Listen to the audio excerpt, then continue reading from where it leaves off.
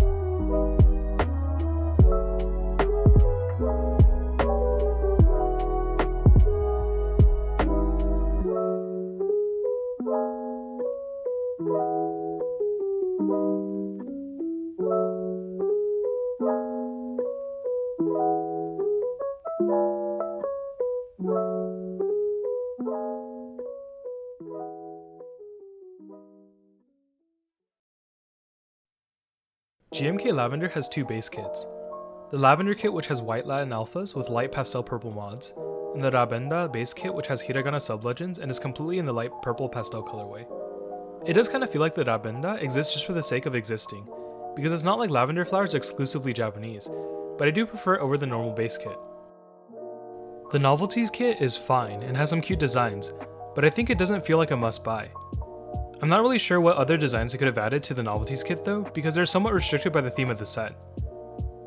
I do like the fact that this set has 40% support and an international kit for those of you who require the special keys. There are also two metal artisans for this set, a Salmon keycap with a lavender sprig design that has a gradient look, and a Rama enter key that says lavender in a stylized font.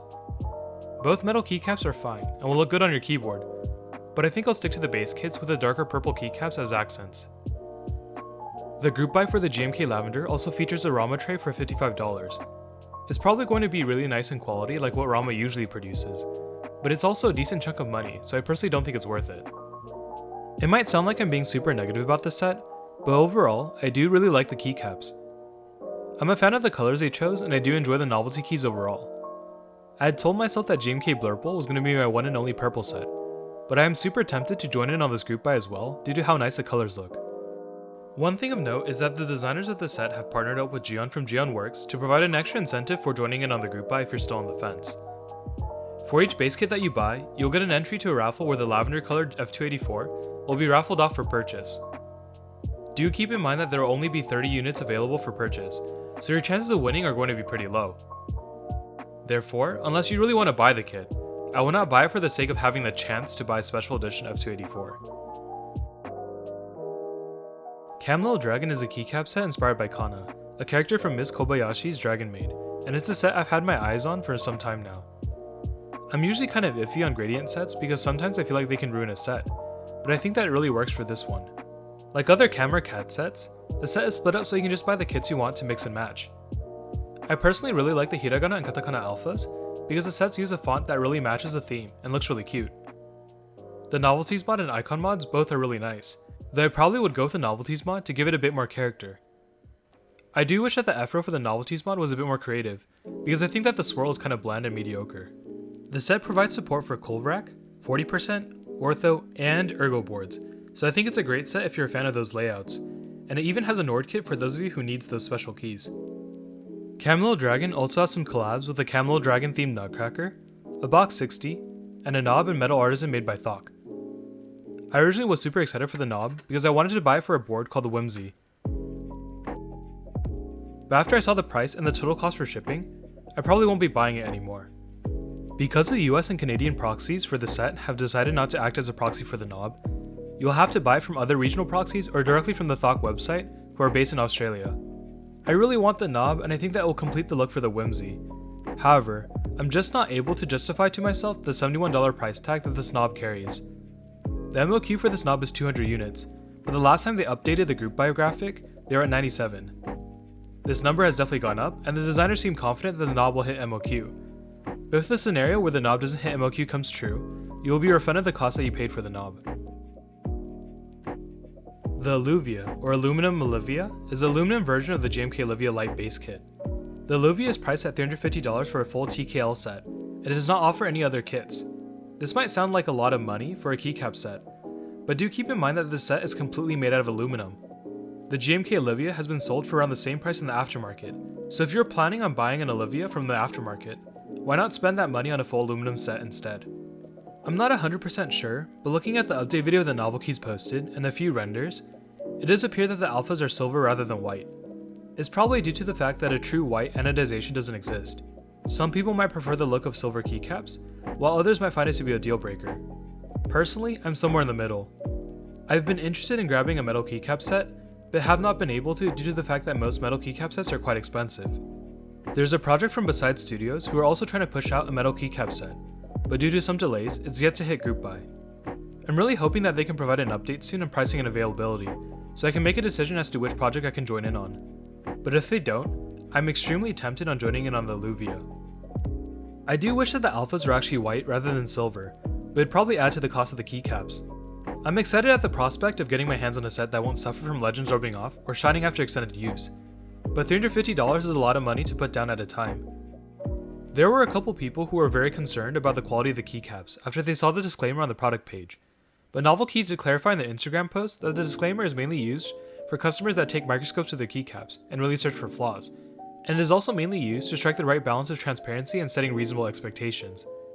If you find this unnerving and you don't trust Novelkeys and their definition of acceptability, then I would not join in on this group buy.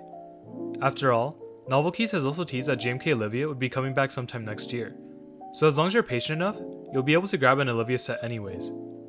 But for those of you who are looking to try all metal keycaps, I think that this is a great price, and you should strongly consider joining. The Frog TKL is a 10 keyless keyboard designed by Gion from Gion Works. The mounting style for this board is kinda unique. It's a top mount, but it also uses silicone pins that Gion calls tadpoles. In theory, those pins should make it that the typing feels a bit softer, but according to Black Simon, the Frog TKL feels like a pretty standard top mount board. The Frog TKL is priced very competitively at $285, which is a great price for a TKL. Do keep in mind that the Frog TKL does not come with a PCB, so you have to buy one in order to build this keyboard. There will be PCBs that are going to be sold along the keyboard during the group buy, but you can also choose to source your own PCB if you prefer a cheaper or more premium option. The sales format for this keyboard will be first come first serve, but if you don't manage to get this keyboard during the first group buy, I wouldn't stress too much about it or buy it from the aftermarket. Gion is planning on doing monthly releases for the Frog TKL, so if you miss out the first time, there will be plenty of chances to get this keyboard in the future. Overall, I really like how the Frog TKL looks, and I think it's a great keyboard to buy if you're new to the hobby.